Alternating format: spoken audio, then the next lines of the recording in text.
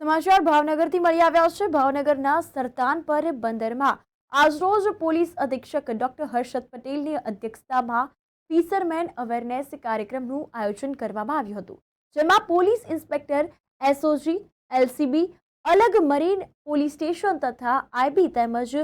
fisheries વિભાગના કર્મચારીઓ ઉપસ્થિત રહ્યા હતા અને સરતાનપર બંદર ખાતે દરિયાઈ સુરક્ષાને ધ્યાને રાખીને મીટિંગનું આયોજન કરવામાં આવ્યું, જેમાં 60થી વધુ માછીમારો તથા ગ્રામજનો ઉપસ્થિત રહ્યા હતા અને આ અવેરનેસ કાર્યક્રમમાં પોલીસ અધિક્ષકે